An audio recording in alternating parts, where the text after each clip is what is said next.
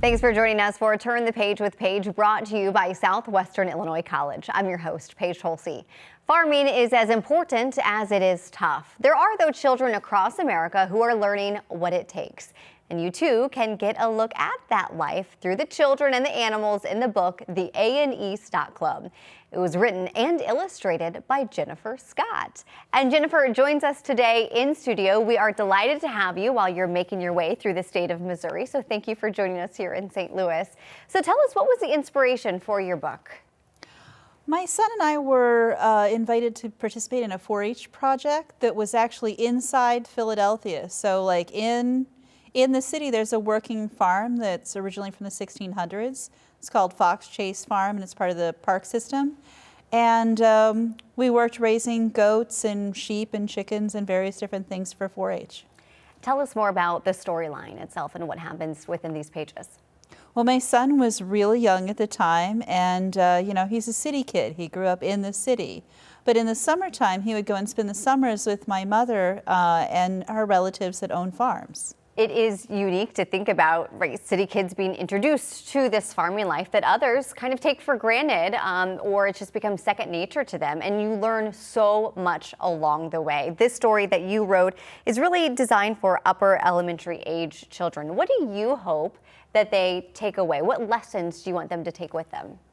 I hope people think seriously about where their food comes from and the value of the animals that they care for, and their place in the environment and their place in the economy. Yeah, absolutely. I think it becomes, you know, routine for some people to just pick up the food at the grocery store or at the restaurant without thinking about how many hands that touched along the way, the people, the animals that made that all possible.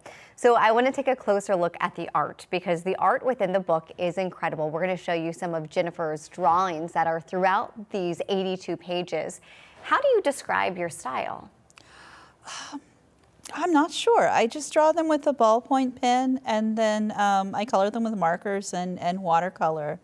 It's just something I do that's kind of like to make my head work.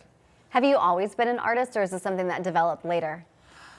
I think always. My mom, who is with me in the studio today, she was an elementary art school teacher in Marshfield, Missouri, and my dad was the founder of the art department at Ozarks Community Technical, and I went to school for art, so it was always part of me. Okay, so you mentioned the Ozarks. You're based in Philadelphia now. You mentioned your son, raising him closer to the city there, but you grew up in the Ozark Mountains. So how has that upbringing influenced your work throughout your career? I have a closeness to nature, even though I've been, you know, trained at the academy, which is an elite, you know, school for art. I still had this sort of naturalistic style and an affinity for animals in natural spaces. Do you identify more as a writer or as an artist, or do you feel like equally both?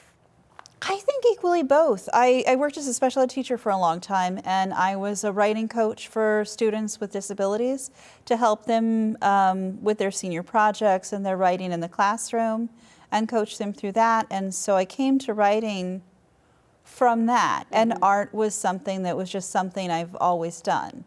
Well, let's talk about your other projects. What are some of them? I did Dogs of Fishtown, which is a viral coloring book that did incredibly well. A friend of mine said, "Hey, draw my dog," and I was like, "Nah, I would rather not do that. I do really big, important artwork." And she's Your like, dog's friend wasn't important? she was kind of insulted. And she kept saying, "Draw my dog," and I was like, "Okay, fine, but never tell anyone. I don't want people to think I'm a pet portrait artist." So then she put it on Instagram and boosted it. And then everyone said, "Draw my dog."